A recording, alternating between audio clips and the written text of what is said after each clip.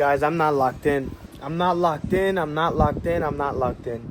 This past weekend, I was celebrating my girlfriend's birthday. An obvious reason to let loose and not really focus on like my diet and not really focus on anything like that. I just wanted to focus on her and make her weekend the best ever.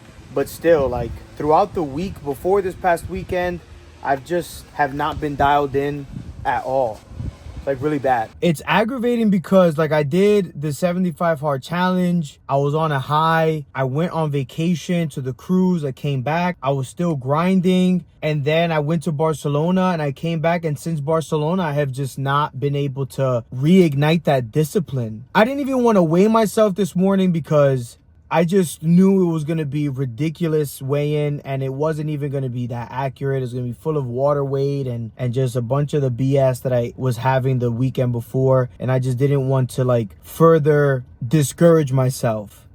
So I'm like, okay, you know what? Today's a new day. I'm going to go to the gym, start off my week right. And I'm going to cook all of my meals and I'm just going to start from scratch. But I'm wondering, like, do I need to do another challenge? Do I need to do something to invoke that discipline or something to keep me accountable like the 75 hard challenge did and documenting my progress did? Like, I want to lose 20 pounds before I go on my next vacation. Like, I have now, like, literally less than 3 months to do so. And I'm slacking hard. I'm super slacking hard. I really, really, really don't want to do the 75 hard challenge again. Like, I just don't want to do it. But, if I have to do something similar to it, then I have to do what I have to do. But I'm going to think on it. If you guys have any tips or any ideas, please put it down in the comments below because I am struggling. A lot of people can get back into it, can start up, can get the discipline down, can just get it done. Like, it's so simple as to like,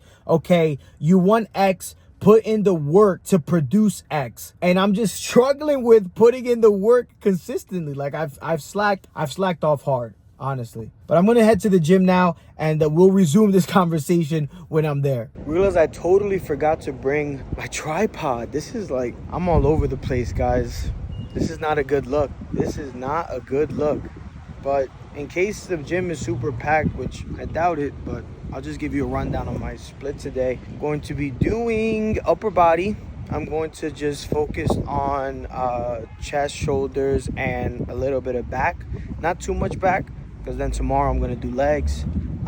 And then the day after tomorrow, I'm going to focus on back. But when you're doing chest and when you're doing shoulders, you're going to be engaging some of your back muscles, especially the traps. So might as well give it a good working.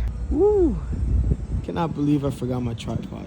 Nothing new here. Going to be doing 5 sets of 5, starting off with 2 warm-up sets, so 7 sets total.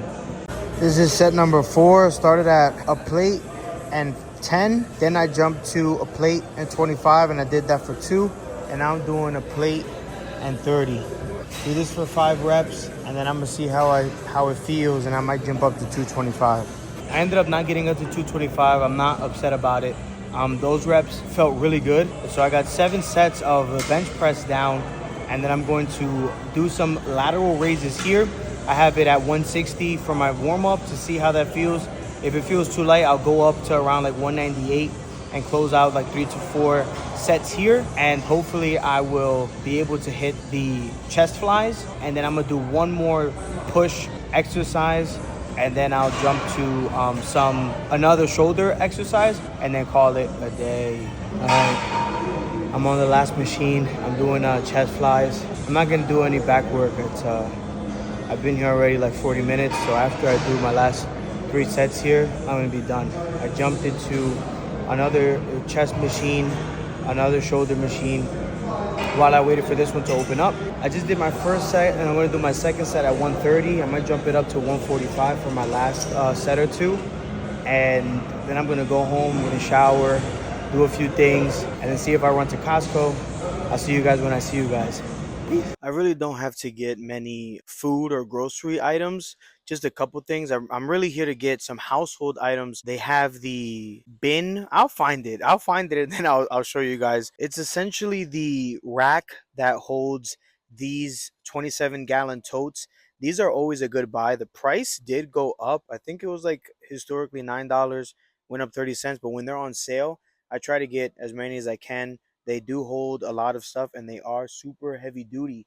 And then the rack that goes with them is also a great buy as well when it's on sale. Just a review update on these Kirkland glasses. They're fantastic. These aren't the specific ones I got actually. I got these. They're super lightweight. They're polarized. They look good and they were on sale for 20 bucks. The sale is over, but they're normally $25 for polarized sunglasses. I still think that's a steal. Something interesting I've never seen before, 3 pack of Costco buckets at $9. These are 5 gallon buckets at $9. I'm seeing everything but the freaking storage shelf that I'm looking for. I hope it's not out of stock. That's the one thing I hate about Costco. One minute it's here and the next minute it's not. Finally found them, but yeah, these are it. They're normally $31 and they're on sale right now for 25 bucks. This is my favorite. We have so many in our shed, and I'm going to get another one now. I'm not really here food shopping, but I wanted to see if there were some things on sale that might be good pickups. On sale for $11.50. We have these roasted garlic and Asiago chicken sausages. Amy Lou, I mean, her ingredients are generally always fine. We have 14 grams of protein and 120 calories, so that's really good. And then we have 1 gram of carb and 7 grams of fat per link. And this is coming with 16 links. Not bad at all. Right next to it, we have grass-fed beef sausage. No nitrates, no antibiotics or added hormones. We only have 12 grams of protein for 220 calories per serving, 18 grams of fat. Why is the fat so high? Ingredients, grass-fed beef.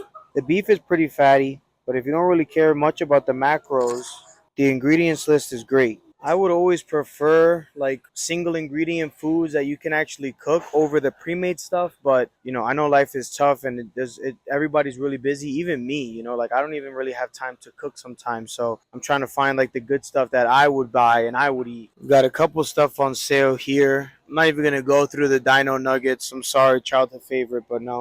Organic acai bowls. Let me get out of the way. And this is exactly what it is. It's an acai bowl. It's gonna have a lot of natural sugars. As long as there's no added sugars. So, the topping does have some added sugars, but I don't see. Ooh, I do see some seed oil in here. Interesting. Why do they have to add some sunflower oil? So weird.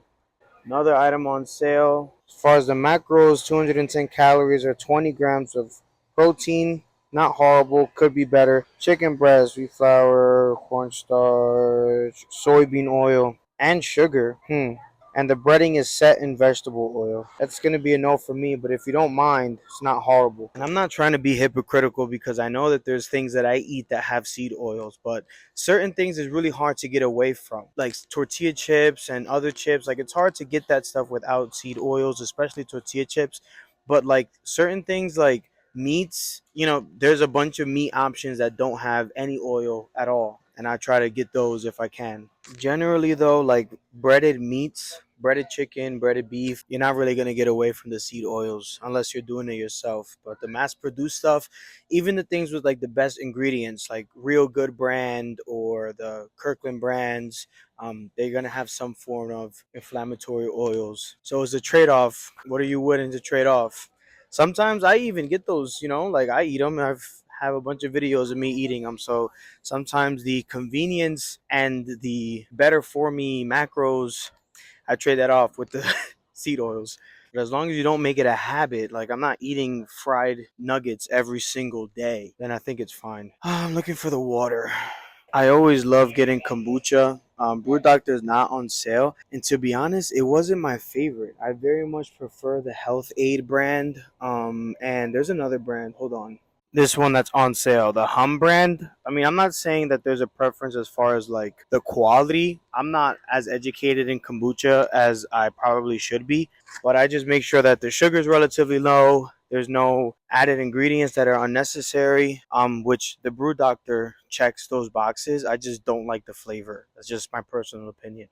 But those Hums and the Health Aid, love very much. Actually, I might get I might get a box since it's on sale. So that is going to wrap it up for today. I still have a lot to do, but I just wanted to give you guys a quick run throughout my day, give you an update on how I'm feeling, and take you along with me on my Costco shopping haul. even though I didn't really get much besides kombucha and a shelf and some water. But I appreciate you guys as always, and I'm so thankful for the support. And hopefully, I can get back into the swing of it and back to the grind. Again, if you have any advice or tips for me or just want to show some support, please be sure to comment below. My goal is to get down to like 215 or less. That's a really big goal. That's a really big goal. Imagine me at 215. Yo, that would be crazy. That would be crazy. But I appreciate you guys. See you guys on the next episode. Peace.